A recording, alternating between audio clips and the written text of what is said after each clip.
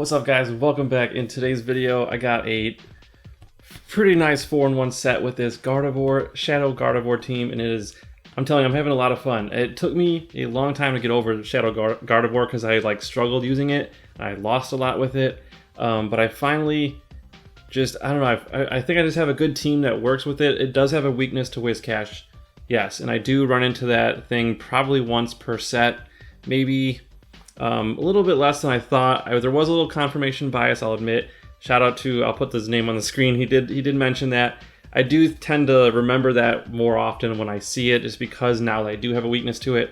But I did look at my sets. I was running into it once or twice every set, but not as much anymore, so that's good.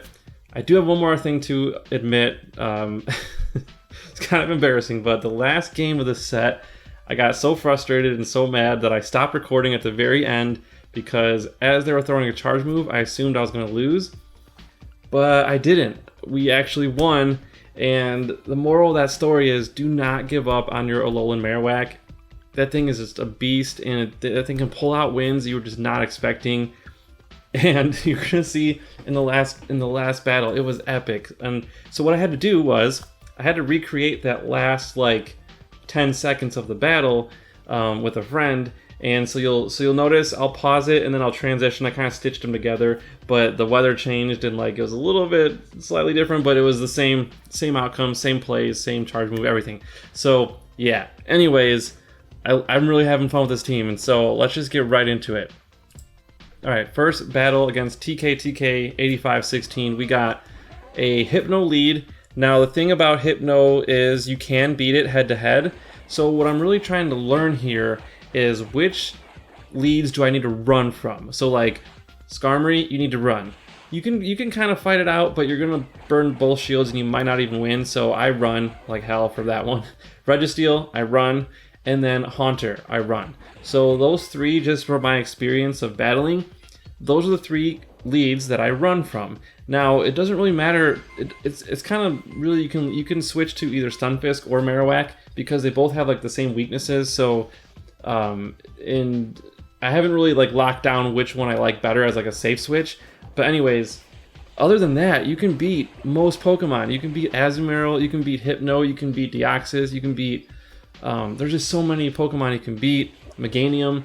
So that's what I like about this team, is you can win the lead so easily, and then it just gives you a lot of options to finish your opponent. So anyways, sorry about all that rambling, but I'm just explaining how the strategy works, and you'll see it in these sets. So we have we come back with Gardevoir, and I came back with this one particularly to kind of just take this hit. I really wasn't expecting to do much because I knew that Marowak would take a lot of fire spins to get rid of that Azumarill, even though it was low on health.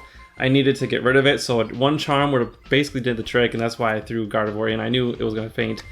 So now we have Marowak versus Registeel. This is a pretty easy matchup. Flash Cannon is not super effective, and they quit. So yeah, if you need to rewatch that match because I was talking so much, but definitely good information I just said. Okay, anyways, another great lead, Medicham. They're going to run, so we have a little bit of trouble switching here, but it's an easy switch. You just go with Stunfisk. And what I like to do here is and I think I'm going to modify this strategy a little bit. I like to go here, I go for an excellent, and then I farm down, but actually this great might have been better because I can farm a little bit more energy with that. I don't really have to worry about a Sky Attack. If it does get a Sky Attack off, I'm fine. But so if you do switch into Skarmory, do one great discharge, and then just farm down. You'll have a ton of energy for the next Pokemon. As you see here, I'm going basically back-to-back Mud Bombs, and it does good chunk damage against Swampert. And then I swap in to kind of take this because I know that I don't really need this Marowak for much.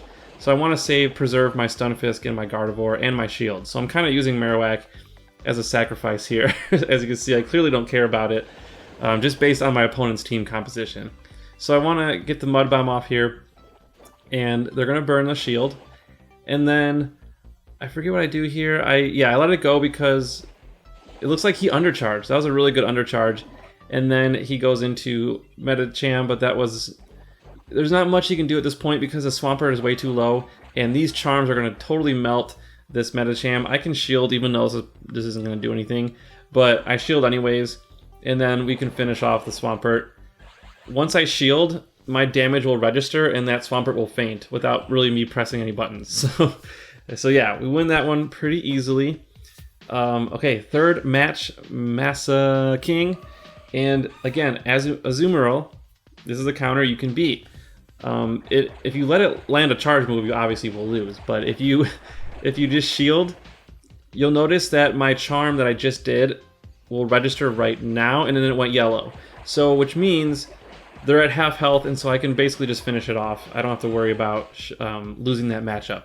Okay, so now this is where the strategy, you kind of have options. You can store that energy and swap out and save it, or you can just throw the Shadow Ball at your opponent. And what I've been doing lately is swapping out and just saving that Shadow Ball just in case I need it at the end, because that and the charms do so much damage, you never know. They're usually going to come in with like a counter, like a steel, and so I don't like to waste it on a steel type. I want to use it on something that I can KO. And so yeah, so I've been doing that. This is the match we have Whiscash. Stupid fish. So we are probably not going to win this match just because Whiscash is super effective against both of our back Pokemon that we have, and it's kind of tough. But they're wisely preserving a shield just in case they need it. I forget if I had a Shadow Ball stored up. I think I actually threw it at the Skarmory. So here I finish off the Whiscash with Skarmory, and then I switch immediately into Marowak because I don't want it to farm my Gardevoir. But the problem is they have a shield, we do not. So we're not going to be able to finish this off unless we can maybe get a shield bait, but this Sky Attack does a big chunk of damage, and we're not going to be able to finish this match. So this is the one match in this set that we do lose. Yeah, so that one, I don't know. I have to analyze that battle more to see if I could have done anything different, but it's really, really hard against a Whiscash. It's really, really hard to beat that team. So anyways, we have another good lead, Sableye. They're going to insta-switch, so we're going to pull our switch tray up, get it ready. We see Vileplume, we go for fire. We need to fight that thing with fire because it's a grass type. And yeah, so we're just going to do Bone Club. And then, actually no, not Bone Club, we just farmed it down, I'm sorry. Someone texted me and I was getting confused. So I'm doing Bone Club now. Luckily we burned the shield. We had a lot of energy, we burned that shield, so now I'm just going to go for the Shadow Ball. I'm either going to hit it really hard or burn another shield, and we burned the other shield. So that was awesome. Okay, so now we got a Bone Club coming again. I apologize for those texts. I don't know how to turn it off on my computer, so if you hear that little ding, sorry about that. Okay, so we're obviously going to come in with Gardevoir, but I'm going to get my switch tray ready because I knew he was going to switch. And so when you do that, I made a video about that. It was that catch the Pikachu Libre using the switch tray. If you are going to throw in a Pokemon that you know they're going to switch out of, like they're going to run from, as soon as you throw it in, get your switch tray up and get ready to switch. And that has actually saved me from losing a match a couple times today. So I'll try to show that other battle to you because it wasn't from this set. Anyways, we got the Skarmory. I don't even know why I shielded that. Probably didn't even mean to do that. So we got Discharge, and then we have a lot of shields.